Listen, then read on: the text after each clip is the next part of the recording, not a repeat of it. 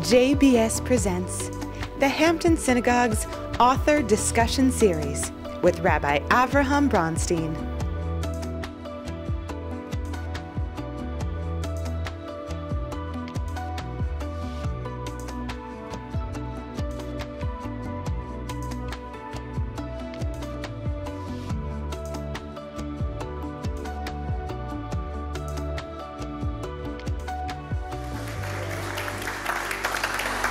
In Hadassah, an American story, Hadassah Lieberman pens a compelling narrative of her extraordinary journey, including her family's experiences in Eastern Europe, their move to Gardner, Massachusetts, and her life on the national stage.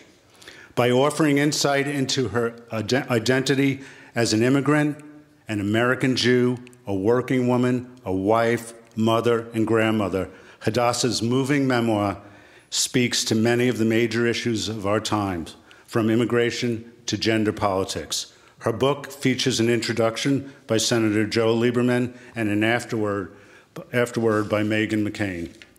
Madeline Albright calls an American story a candid, thoughtful, and moving account of Hadassah Lieberman's journey from war-shattered Czechoslovakia to the heights of U.S. politics.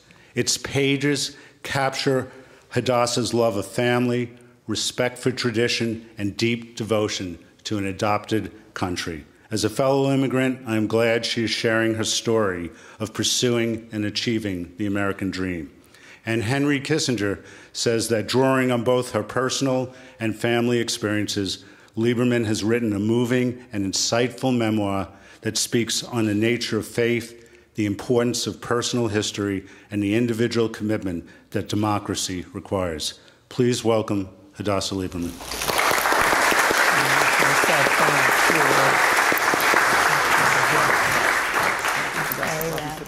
I'm just taking my cough drop. Please.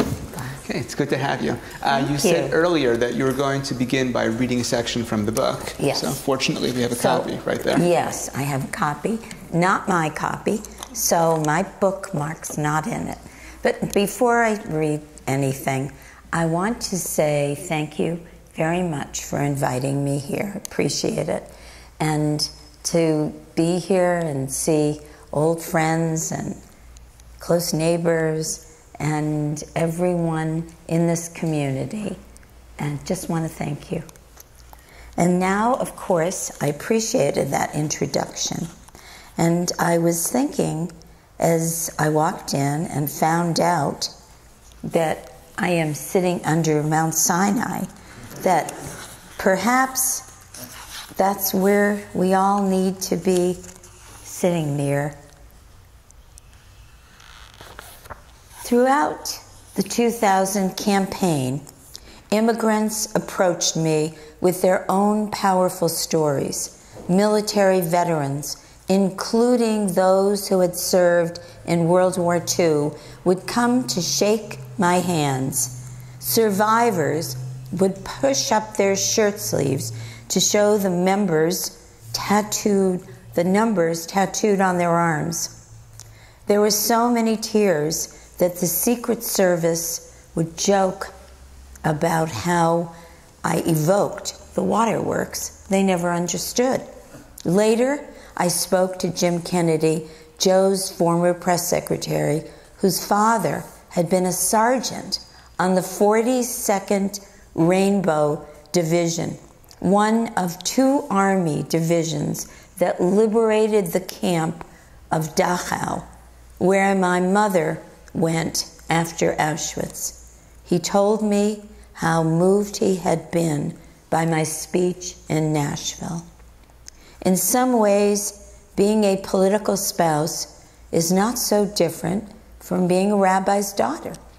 There's the ever-present awareness of being scrutinized. The concern about keeping up appearances and always watching what you say in public. I had that wagging from different people, including my husband, who I recall one day early in our marriage, I was making one of my comments, and he looked at me and he said, okay, sweetheart, and we had been just married recently. He said, if you say that again in public, it will be on the front page of the Hartford Courant. Well, that was the end of my talk. I suppose you could say I received an advanced degree in life in the public eye when Joe was the Attorney General and then a senator. But that kind of attention pales in comparison to what happens when your spouse is running for national office. And I want to read something after, but I do want to say that I am very excited to have written my book and to be able to go out there and talk about it. And whether people have bought my book or not, I'm spreading that message. Now, I never thought I'd write the book, but my mother, in her diary, which I know we're going to talk about, when I found her diary and had it translated by a Holocaust museum translator who surprised me because it was in Czech. I didn't speak Czech. I only knew Yiddish and some other languages. My mother knew 7, but we know the minor league variety. But they always used to not tell me I was a minor league person because I didn't know the many languages, but I got the picture, Anyway, so I want to thank the rabbi and everyone for letting me communicate this message. We cannot lose the memories that we have, and we have to be very proud of who we are and where we stand. And no matter what, we have to keep telling and giving that message. It can never be forgotten, unfortunately. Thank you so much.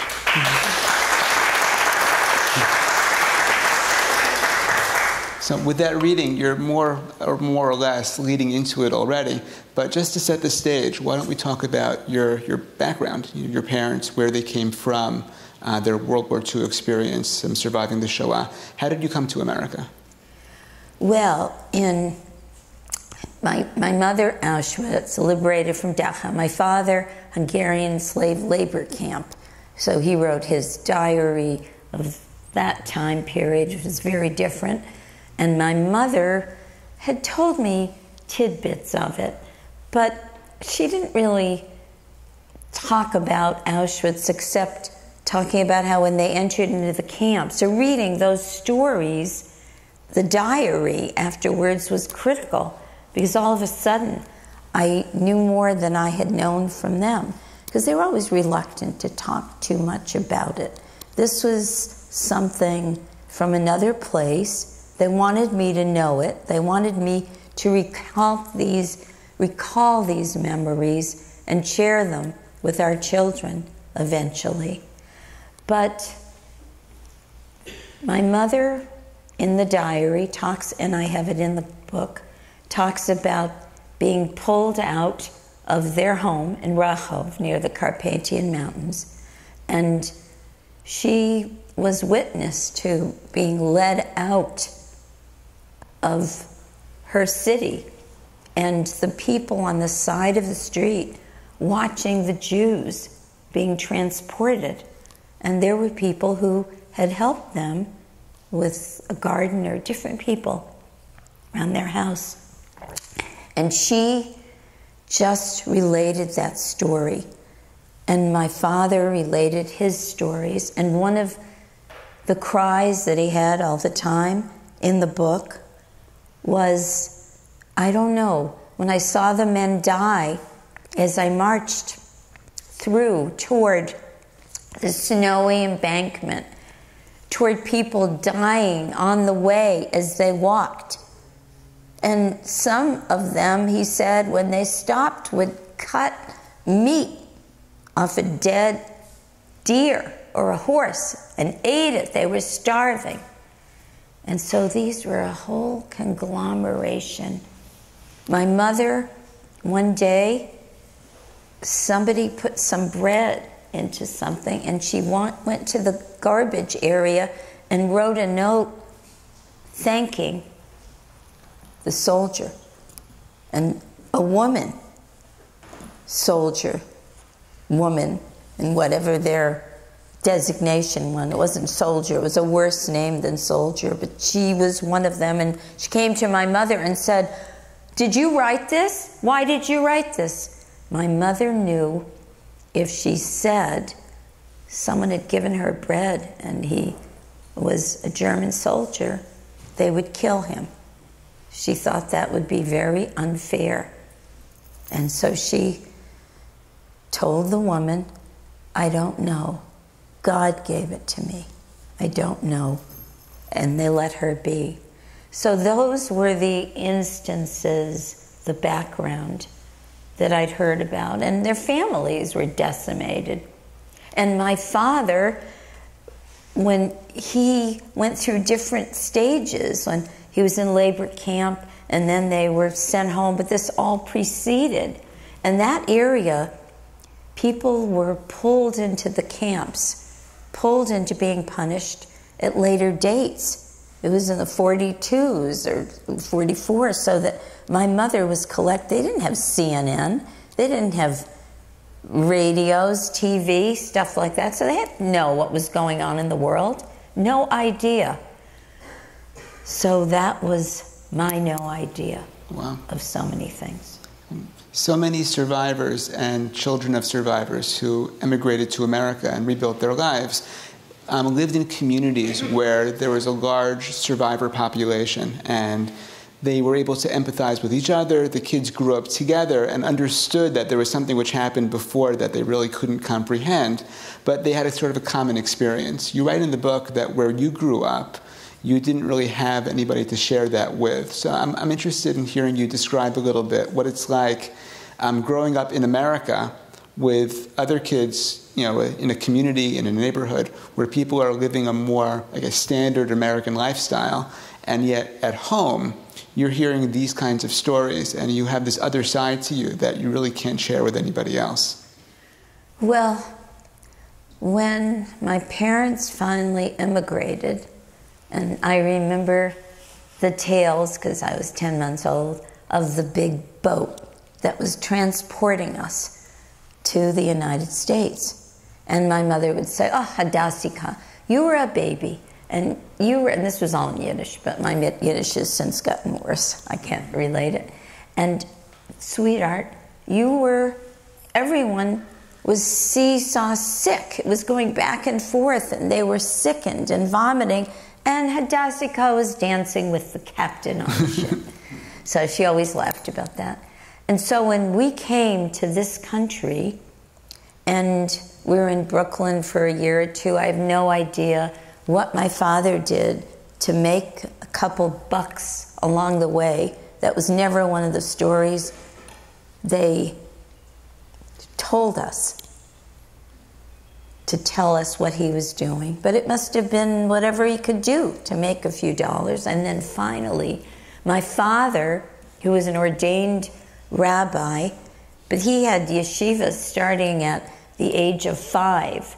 And so later in life, when he and a few boys, and this was before, this was still in Czechoslovakia, when a few boys wanted to go to a school that was full of, he told his father, a school, it was Charles University, that it was like they had gone to Appalachia to get 11 students. These were yeshiva bachers. They wanted to go and learn a few other things. And when my father said he was going, my grandfather said, "You cannot go." And he told him, "You should not go on the train." And they went. And they went on the train. They had to cut off their payas, because there they were sitting in the train. They didn't know any language. And then they got to Prague University with their courses. on Schiller, everyone, and Schopenhauer. And my father said the boys would sway back and forth in yeshiva style to answer the questions. So that all preceded so many other stories. And the question of how you make it in a country like my kindergarten. I was there, and the first day of school, I came home, my mommy said, Mama, she called her, my mommy said, Hadassah in Yiddish, how was school? How was kindergarten today? And I looked at her, I said, Mommy, no more Yiddish, only English. Then our language changed. And I remember a friend, it was someone in my dad's congregation then, but early on we had just come from an apartment in New York, and this woman brought bicycles for me to ride around in, brought us a crib. They were a wealthy family in the town, totally no understanding, knowledge, education about anything like the Shoah, the Holocaust, the murder of 6 million plus, as we know. And it was in turmoil. And I remember this woman whose children, on principle, were not given a bar mitzvah, turned out to be one of my mother's closest friends. I say this at a time when we keep looking for ways to be together, regardless of where we're at religiously. We keep trying to hold together as Am Yisrael Chai, as one people together. And so there were many, many stories about this country, and one in particular I have to share. I was writing, I didn't win it yet. I wrote the I Speak for Democracy contest in high school, and it was in Massachusetts. They had advertised it. And I don't know why, but one of these immigrant stories, of course I was going to enroll, but of course my daddy, who was still listening to the tape recorder all nights to perfect his English, because he couldn't pronounce things properly, my daddy said, I will edit it. So whatever he did, I have no idea. But I won the I Speak for Democracy contest. And there I was, and it was Memorial Day, and my parents always went and made the children go to Memorial Day celebrations. That was the flag, the United States, the flag of America, and we always went because we had to pay tribute to America.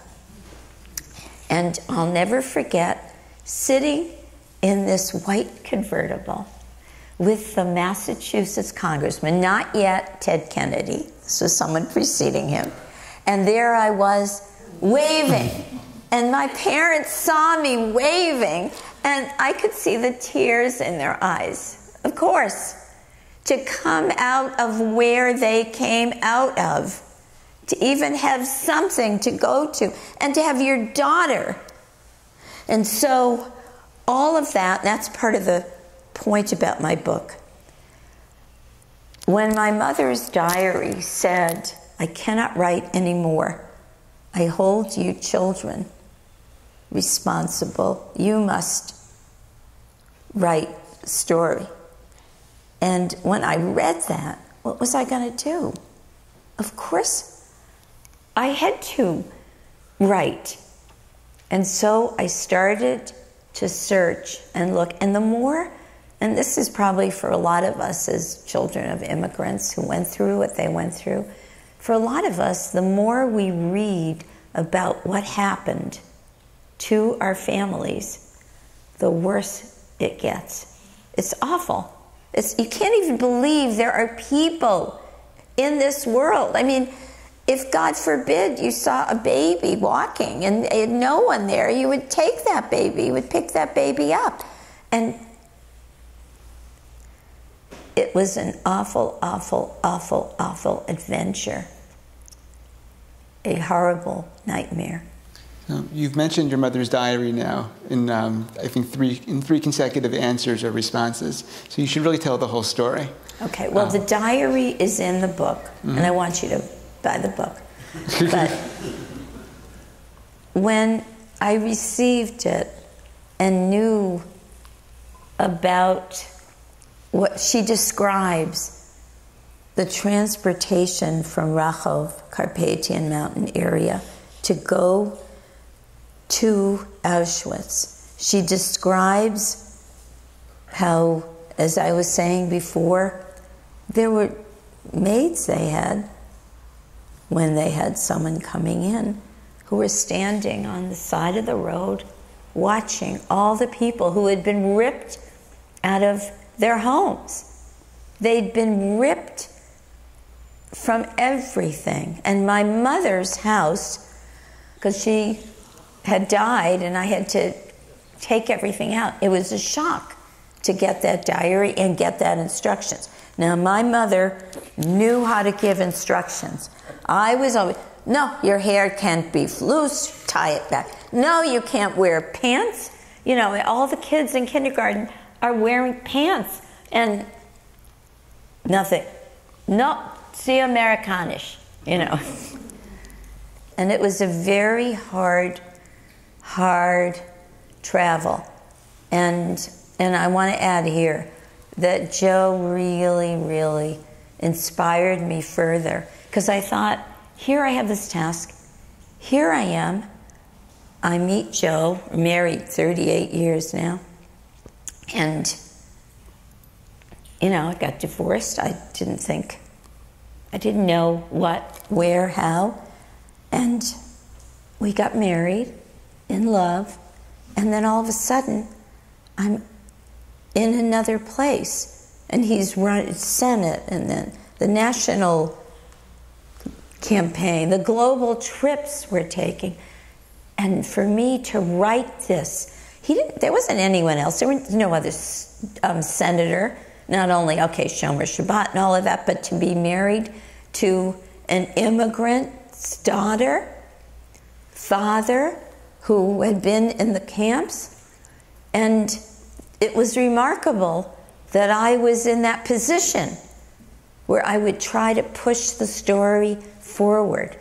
Not for me, not for my book. You understand what I mean? I'm trying to talk sincerely to you, which is why I keep hoping more and more people read and learn the book. So go ahead, interrupt me. No. No, I want you to. You're saying something. No, go ahead and then I'll say. Okay, so I think the next question, the logical question would be then, so when everyone here buys the book, those who haven't already bought it, and they take it home this Shabbat and they read it, what's the message you want them to come away with after having read the book? Okay. And it's a book I've been told this by many people, it's easy to read, it's fast to read. A lot of people told me they could read it on Shabbat. You know, it's for a short period of time. What's the message? The message really is for you to understand and share in a personal way, and there are many personal stories out there on the Holocaust. I know that. I'm not the only one. I'm not the most sophisticated one. I am the only American senator's wife to have ever done this. And that is why when McCain's daughter, Megan, said she would write the end, the afterword, it touched me so much. And as you know, she's been talking about the Shoah on her show, which is unbelievable. So what's the lesson? That life is full of adventures and difficulties and conclusions. And I try to get into some of those different, whether it's divorce, whether it's immigration, whatever it is, no intentions of anything bad about anyone, because that's wrong. And I love my children. And Baruch Hashem, I am very lucky that we are close.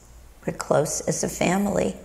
And I talk about the lessons. And see, these are all things that I want people to pull out of the stories, the words. When I think about how many times people came up to me who are immigrants and said, oh, meeting in airports, and wanted to put their arms around me, and the Secret Service would say, I'm sorry, you know, pulling them back, and they'd say, why is everyone crying, and those people with their arms, and what's going on? They never saw anything like it. So I said, this is different. No one by my name has ever been, you know, the wife of the VP candidate. And not to make myself into, oh, here she is, but that's right, here I am. I have no choice. I am a witness in the way that I lived with my parents, beautiful, wonderful people, but scarred. Scarred, because you don't come out of something like this without scars. And every child, and you know what, it continues. Someone was saying to me, oh, third generation feels it. And some people who are not direct survivors, indirect, feel it. And I was always amazed to hear that, because our youngest baby, who's now in Israel, made Aliyah and has 5 boys. And, you know, in a short time, because of course that group only does it quick. But Baruch Hashem. Anyway, so we just, I want everyone to pull something out. And even my little articulation about we never, ever use stepmother, stepfather, or stepchild. And you have quotes, you'll see. Our daughter, our oldest daughter, who Joey, you know, and our oldest son, and my son, and then the baby, Hani, we had after. We've always been blessed. We never, because I really believe, and I think this is an important lesson also to communicate. You fall in love with someone, you're divorced. You had children with an ex. You don't, if you love that person, how can you not love their children? You can't do that. And I know that doesn't always work with everyone. So I'm maybe simplifying it. But it's important to keep that lesson in mind. And that's why whatever we do for one, we do for all. So, thank God. This story I don't think could happen in any other country. Survivors come here, child of survivors, raised in a little town in Massachusetts. She's a gifted person, and she had the opportunity to rise to the very top and really affect. Not only was given a gift by America, but in so many ways she's given a gift back to America. And Hashem gave me a gift when He enabled me to meet this lovely woman. You're so sweet. Thank you. I don't think there's a better note to end on. So thank you so much for joining us, Hadassah Lieberman. Thank you so much. Thank you.